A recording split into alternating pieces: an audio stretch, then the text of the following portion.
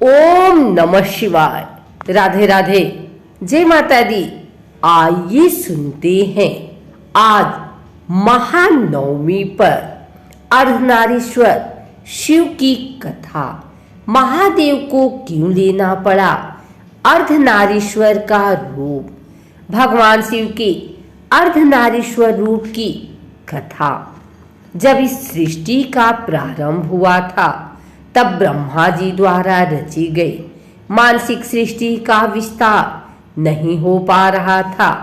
तब ब्रह्मा जी को बहुत दुख हुआ। उसी समय आकाशवाणी हुई, ब्रह्मा अब मैथुनी सृष्टि करो। आकाशवाणी सुनकर ब्रह्मा जी ने मैथुनी स्त्री पुरुष के समागम से संतानोत्पत्ति सृष्टि रचने का निश्चय तो कर लिया, किंतु उस समय तक इस सृष्टि में किसी नारी की उत्पत्ति नहीं होने के कारण वे अपने निश्चय को पूरा करने में सफल नहीं हो सके थे। तब ब्रह्मा जी ने यह विचार किया कि परमेश्वर भगवान शिव की कृपा के बिना मैथुनी सृष्टि नहीं हो सकती। अतः ब्रह्मा जी भगवान शिव को प्रसन्न करने के लिए कठोर तपस्या करने लगे। बहुत लंबे समय तक ब्रह्मा जी अपने हृदय से महादेव का ध्यान करते रहे। भगवान शिव अंतर्यामी हैं। उन्हें ब्रह्मा जी के इस तपस्या का कारण पता था। अतः उनके कठोर तपस्या से प्रसन्न होकर भगवान उमा महेश्वर शिव ने उन्हें अर्धनारीश्वर रूप में दर्शन दिया। देवों के देव भगवान शिव के उस दिव्य रूप को देखकर ब्रह्मा जी आनंदित हो उठे और उन्होंने भूमि पर लेटकर उस अलौकिक स्वरूप को दंडवत प्रणाम किया। तब भगवान शिव ने मुस्कुराकर कहा, पुत्र ब्रह्मा, मुझे तुम्हारा मनोरथ पता है। तुमने प्रजाओं की वृद्धि के लिए जो यह कठिन तपस्या की है, मैं उससे बहुत प्रसन्न हूँ। मैं तुम्हारी इच्छा अवश्य पूरी करूँगा। ऐसा कहकर भगवान शिव ने अपने शरीर के आधे भाग से उमा देवी को अलग कर दिया। उसके उपरांत ब्रह्मा जी ने परमेश्वर शिव के आधे शरीर से अलग हुई उन परम शक्ति को साष्टांग प्रणाम करके हाथ जोड़कर कहने लगे, शिवे, सृष्टि के प्रारंभ में आपके पति देवाधिदेव शंभु ने मेरी रचना की थी।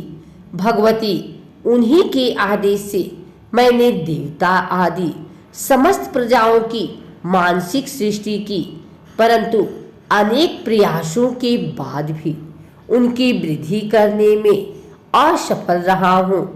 अतः अब स्त्री पुरुष के समागम से मैं प्रजाओं को उत्पन्न कर सृष्टि का विस्तार करना चाहता हूँ, परंतु अभी तक इस धरा पर किसी नारी की उत्पत्ति नहीं हुई है और नारी कुल की उत्पत्ति करना मेरी शक्ति के बाहर की बात है। देवी, आप संपूर्ण सृष्टि तथा समस्त शक्तियों की उद्गम स्थली हैं। इसीलिए हे मातेश्वरी, आप मुझे नारी कुल की सृष्टि करने की शक्ति प्रदान करें। मैं आपसे एक और विनती करना चाहता हूँ। इस संपूर्ण जगत की वृद्धि के लिए आप मेरे पुत्र दक्ष की पुत्री के रूप में जन्म लेने की भी कृपा करें।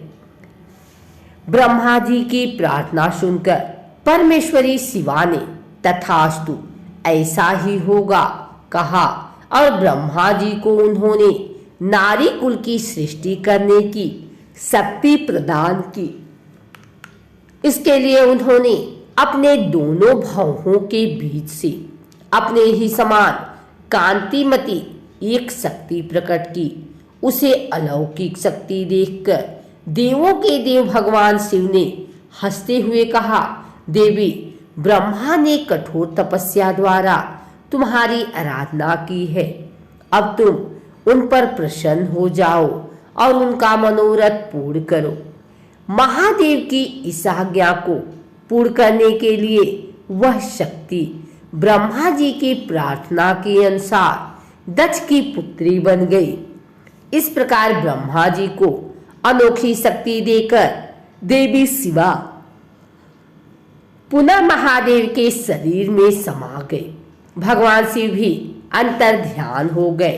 तभी से इस लोक में मैथुनी सृष्टि चल पड़ी। अपनी तपस्या में सफल होकर ब्रह्मा जी भी भोलेनाथ का स्मरण करते हुए इस सृष्टि का विस्तार करने लगे।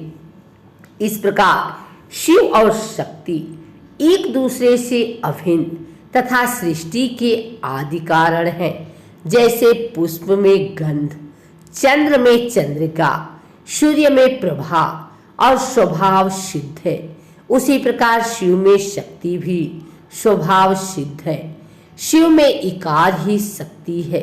शिव कुटस्थ तत्व है और शक्ति परिणामी तत्व। शिव अजन्मा आत्मा है और शक्ति जगत में नाम रूप के द्वारा व्यक्त सत्ता। यही अर्धनारीश्वर शिव का रहस्य है। अगर आपको हमारी वीडियो अच्छी लगी हो तो इसे लाइक करें, कमेंट करें, शेयर करें। हमारे चैनल को सब्सक्राइब करके बेल नोटिफिकेशन ऑल पर सेट कर लें ताकि आगे आने वाली वीडियो सबसे पहले आप तक पहुंच सके। धन्यवाद।